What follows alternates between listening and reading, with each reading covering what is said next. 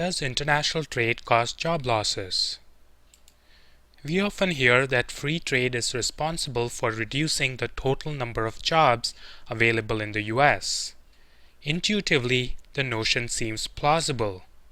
If Americans import, say $100 million worth of steel from the rest of the world, probably because foreign steel is cheaper than American-made steel, then the imports represent lost business for the American steel industry.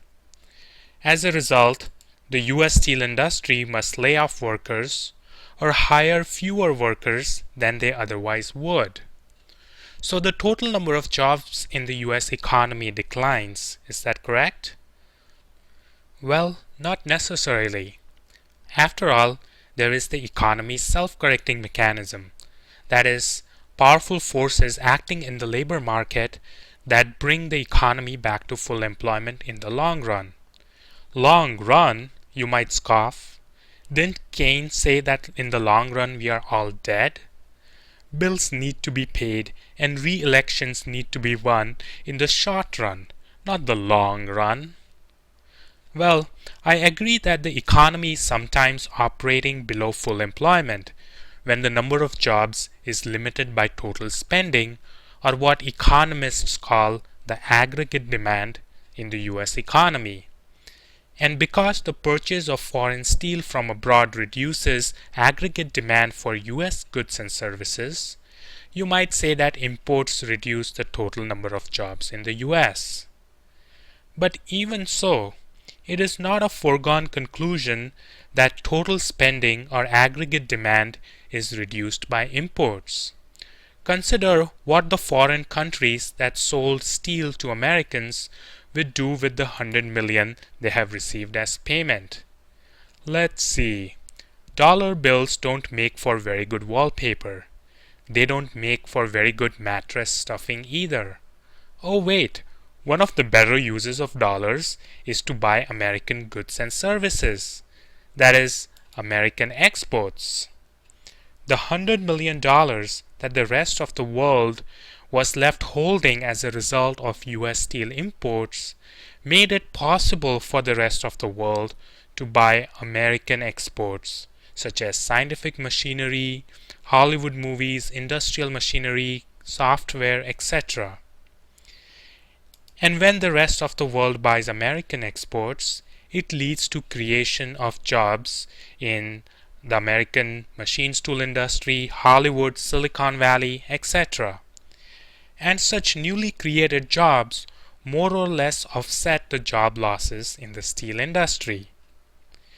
Because in general, a country's volume of exports and imports do not differ too much for too long of a time, because there are powerful forces keeping them in line with each other, and therefore any reduction in aggregate demand that takes place due to imports is offset by an increase in aggregate demand due to exports.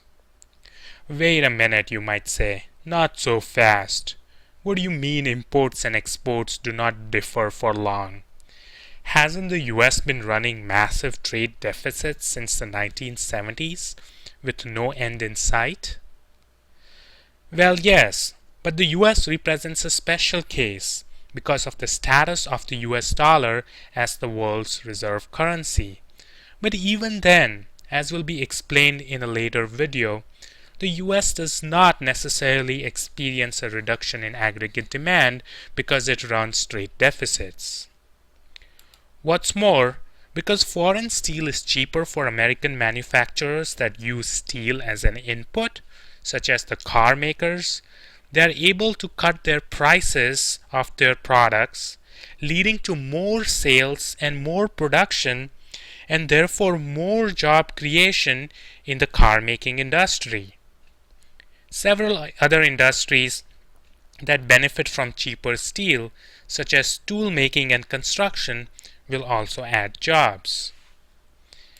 Additionally, because cheaper imports save American consumers money, the consumers have more income left over to spend on other things. Maybe they'll go to the movies more often, maybe take more vacations, take more economics classes, etc., leading to more jobs in those industries. In sum, we have no reason to believe that imports of goods and services reduce the total number of jobs in the US economy. The loss of jobs in the steel industry is the most obvious effect of imported steel, but the jobs created in other industries, which are also a result of the imports but not so obvious, offset the job losses in the steel industry.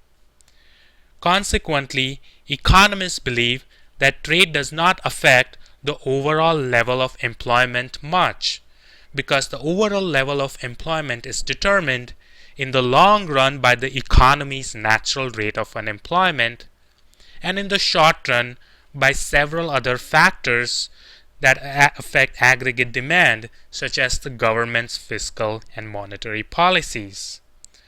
But what the trade does is affect the kind of jobs that are available to Americans.